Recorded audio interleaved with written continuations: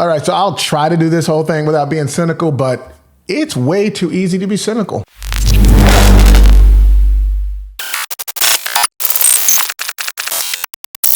If you're like me, you're kind of sick of the news and you almost never watch it. For me, it's a love-hate relationship because like Denzel said, if you don't read the newspaper, you're uninformed. If you do read it, you're misinformed. He goes on to say some other things regarding the responsibility of the media, but I'll be doing another video about the rise of YouTube and the fall of mainstream media, but that's not out yet, or I would say click here or here. Every now and then I try to check in on the news at the risk of being misinformed. And recently, a lot of talks have come out around free speech. Now the TikTok ban is always in the headlines, but Mark Zuckerberg, the metaverse king, bankrupt the metaverse, recently came out discussing Facebook's new policy on fact-checking and how they think it's impeded on free speech. So we're going to get back to our roots and focus on reducing mistakes, simplifying our policies, and restoring free expression on our platforms. Mark's been tanning and working out. So I'm interested in your thoughts on this policy because it's a very nuanced thing. You don't have a right to free speech on Facebook or anyone else's application or whatever. But when Facebook censors one thing and not the other thing, it shows a bias, and that's a problem. Also, allowing crazy stuff to propagate on your platform seems a bit reckless, but is it? If the platform is doing that on their own accord, then great. But the problem is when governments get involved with what's allowed and what's not. They don't have a right to censor anything, much less the content on a private company's platform. And the constant overreach of government officials acting like they're the parents for all of America is what has people pissed off. To me, it's a disqualifier to be president of the United States if you don't believe in freedom of speech. And Vice President Harris has repeatedly said that the First Amendment is a privilege, not a right. That the government has a duty to censor what she calls misinformation and disinformation. That's not protected by the First Amendment. That's a very dangerous word, misinformation. It's first of all, the First Amendment protects all speech. It protects lies. It protects, it was passed not to protect convenient speech, but to protect the speech that nobody wants to hear. And when the government takes upon itself the right to decide what's true and what's not true, then you have a totalitarian system, because of course it's going to, and we saw this during COVID, where the government was really the biggest propagator of misinformation, of factually inaccurate information. So how do you try to allow people to have free speech on your platform, while at the same time stopping obvious slander and misinformation from spreading? Or do you have an obligation to stop it at all? I mean, society and the government really set this thing on fire by taking something that was like a hookup site and mingling place for college students and turning it into the main platform where people consume their news. It's like making The Onion the official source for historical documents. And now they are trying to figure out how to put the toothpaste back in the tube, but it don't go back in the tube. The reason this is becoming such a thing is because people have been lied to for so long. And whenever someone said the government and the media is lying, they were called crazy conspiracy theorists. And in reality, the mainstream media had just become the public affairs arm for the government. When initially, they were supposed to be the one place that kept them honest, that criticized them, that made sure they were doing their job. But money became more important than integrity, and the mainstream media became the biggest creator of propaganda and just stopped reporting the news and started telling you what was news and how you should feel. Now, that is not working as well, and they are trying to find new ways to control the narrative, to control speech. Because the reality is, if you can control speech, you can control thought. And if you've never read 1984, it's a dystopian novel, and we've all been living in it for a while. So let's talk about Mark's promises.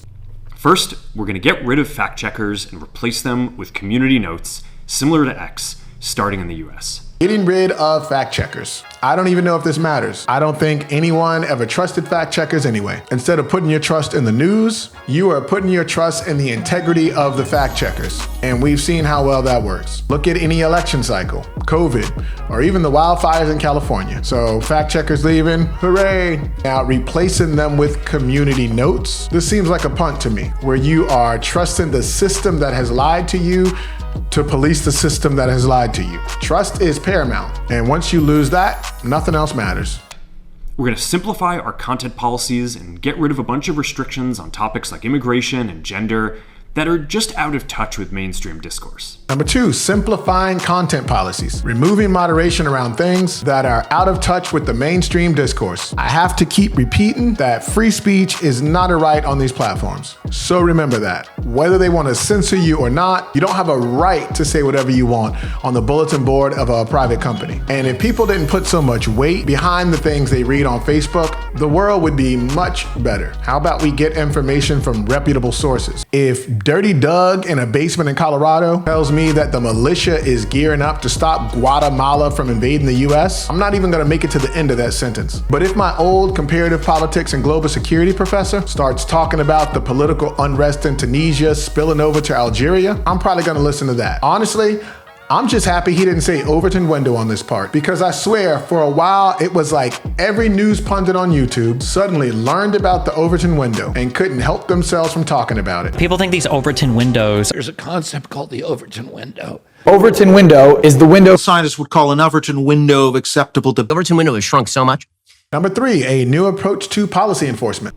Third, we're changing how we enforce our policies to reduce the mistakes that account for the vast majority of censorship on our platforms. I'm sure for everyone that's been in Facebook jail, they will appreciate this, because whatever algorithm they were using for that is like a traffic cop on coke with an inferiority complex. You make a simple joke to a friend and you're suddenly called a terrorist. Now I guess they are gonna scan less and allow more. Time to bring back those super offensive jokes I've been hiding in my back pocket. Safe spaces are gone, people. But he did say he is gonna rely more on people reporting violations. Thanks, Mark. You're gonna fill Facebook with word narcs. Snitches get stitches. Fourth, we're bringing back civic content. Number 4, bringing back civic content. I don't even know what that means. Just kidding. Of course I know what that means. I had to look it up. More politics, people. I honestly didn't notice that they'd removed any. That's all people talk about anyway. Fifth, we're going to move our trust and safety and content moderation teams out of California, and our US-based content review is going to be based in Texas. Number 5, moving trust and safety and content moderation teams. They are leaving California and going to Texas. Yeehaw! Honestly, that's probably the best news. I used to love California, or at least the idea of California. I haven't been back there in like 7 years or something, but apparently it sucks now. Sorry to all you Californians. If anyone lives in California, let me know. Ever since I watched Lost Boys with that opening scene on the Santa Monica Pier, I have been hooked. But now all I hear about is crime, horrible living conditions, and taxes. But I probably heard that on Facebook. You are fake news. Finally, we're going to work with President Trump to push back on governments around the world that are going after American companies and pushing to censor more. Number 6, protecting free expression worldwide. He saved this one for last. They aren't just saving free speech on Facebook, they are saving it around the world. The real question is, do you think any of this is real, or is Mark just trying to save his image? New administration on the way in? New Mark Zuckerberg. Is he really an advocate for free speech, or just riding the wave that he thinks will take him the farthest? Because free speech is certainly under attack across the globe. Recently, you got the news out of the UK that posting certain topics on social media was basically illegal. Well, a chilling warning by UK Prime Minister Keir Starmer that social media users who post or share footage of the riots that have been taking place across the United Kingdom face arrest and prosecution, regardless of intent. You got Congress in the US hell-bent on fighting with TikTok. So, you said today, as you often say, that you live in Singapore. Of what nation are you a citizen? Singapore.